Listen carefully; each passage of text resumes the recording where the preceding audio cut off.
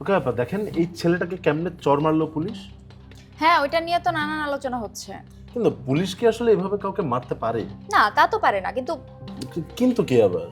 পুলিশের আসলে গ্রেপ্তারের ক্ষমতা আছে। না, তাই বলে কি এভাবে যে কোনো জায়গা থেকে যে কাউকে ধরে নিয়ে যেতে পারবে পুলিশ? দেখ, ফৌজদারি কার্যবিধি সিআরপিসি অনুযায়ী অকারণে বাইরে থাকার জন্য সরাসরি কোনো নিষেধাজ্ঞা নেই, তবে সন্দেহভাজন ব্যক্তি বা ভবঘুরেদের ক্ষেত্রে পুলিশের বিশেষ ক্ষমতা আছে। সেটা কিরকম? দেখ, ছেলেরা তো দৌড় দিছিল, আর সিআরপিসি ধারা 55 বলছে কোনো ব্যক্তি যদি তার উপস্থিতি গোপন করার চেষ্টা করে এবং বিশ্বাস করার কারণ থাকে যে সে কোনো অপরাধ করার উদ্দেশ্যে এমনটি করেছে, তবে পুলিশ তাকে গ্রেপ্তার করতে পারে। না, দৌড় দিছে তো কি হয়েছে? ও তো কোনো অপরাধ করে না সেখানে। দেখ, ধারা 54 অনুযায়ী যদি কোনো ব্যক্তি রাতে বা দিনে এমন কোনো স্থানে উপস্থিত থাকে যা সন্দেহজনক মনে হয় এবং সে তার উপস্থিতির সন্তোষজনক কারণ দেখাতে না পারে, তবে পুলিশ তাকে বিনা পরোয়ানায় গ্রেপ্তার করতে পারে।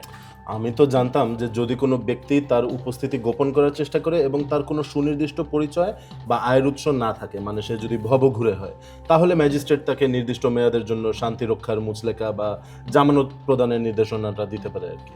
হ্যাঁ, সেটা বলা আছে শান্তি রক্ষার জন্য জামানত ধারা 109। কিন্তু আটক কি করতে পারে? মানে সংবিধানের মৌলিক অধিকার অনুযায়ী তো স্বাভাবিকভাবে চলাফেরার অধিকার সবারই আছে।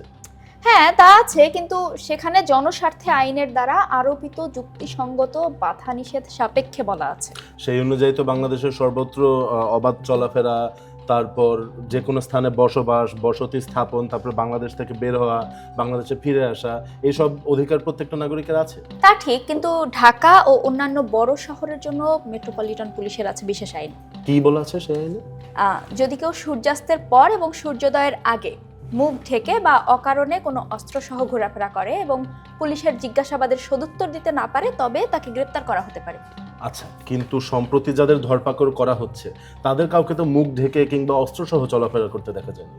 তা ঠিক, কিন্তু অনেক সময় জননিরাপত্তার স্বার্থে বিশেষ পরিস্থিতিতে পুলিশ কমিশনার নির্দিষ্ট এলাকায় রাত 10টা বা 11টার পর চলাচলের ওপর বিধিনিষেধ আরোপ করতে পারে। সেটা তো এক অর্থে সে 144 ধারা জারি করার মতো হয়ে গেল না? মানে আর তাছাড়া পুলিশ কাউকে মারবে কেন?